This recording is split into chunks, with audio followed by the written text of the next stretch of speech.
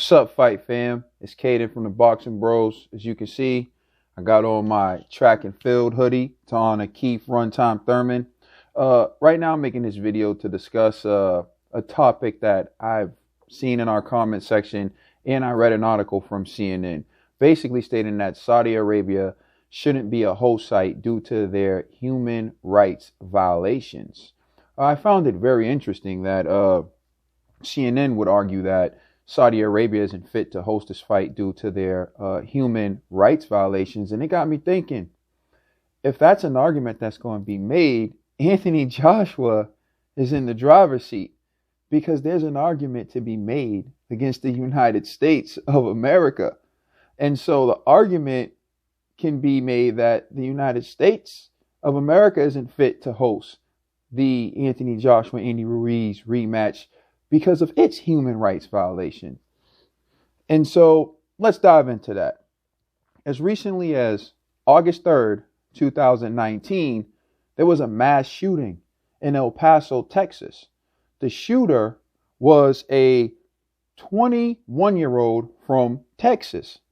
The shooter posted a manifesto on the dark web, which basically stated that the shooter was anti-Mexican. And the shooter went out targeting Mexicans. That shooter went on to kill 22 people. And that crime is being investigated as a civil rights violation and a hate crime.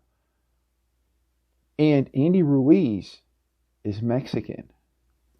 The other argument that could be made is the shooting that took place the very next day on August 4th in Dayton, Ohio, where a 24-year-old shot and killed 9 people in 32 seconds. In 32 seconds, shot and killed 9 people. Of the 9 people shot and killed, 6 of them were black. Anthony Joshua is a black man.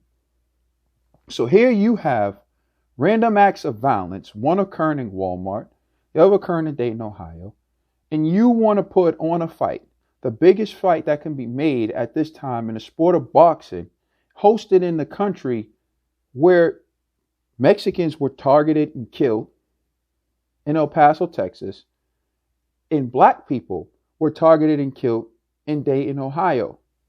2 different states, 2 hate crimes, all within a day of one another, and you want to bring the biggest fight in boxing with 2 people who were targeted by hate groups to this country. Some people will call those acts of terrorism. Some people call them hate crimes. Call it what you want.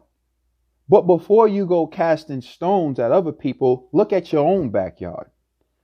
If Saudi Arabia is not fit to host a rematch, neither is the United States of America.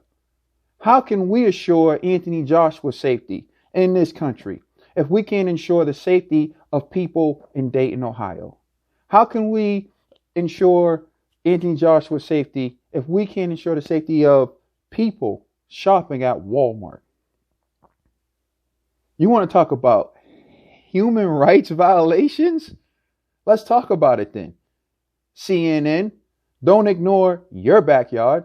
If the fight can't take place in Saudi Arabia, it can't take place here in the United States. And then you want to talk about misogyny. Okay, so the kid in Dayton, Ohio, not only did he have a hit list, he had a rape list. He had a list of girls, women he wanted to rape. He killed people and he had a rape list. And this is the country that's fit to host a mega fight? Who are we to judge some other country and say they can't host a fight? So before you make these human rights violations, you have to think about how it can be countered and how it could come back on you. So by default, if human rights violations is the standard for which we're going to decide what's the proper venue for this fight, it has to be held in the UK. So AJ, somebody get this video to Eddie Hearn, somebody get this video to AJ. Just if they want to play this game, it can't happen in America either. So by default, it goes to the UK. But truthfully, human rights violations have nothing to do with the sport of boxing. Because if we're gonna judge it that way, the fight can't take place in the United States of America either. That's just a thought.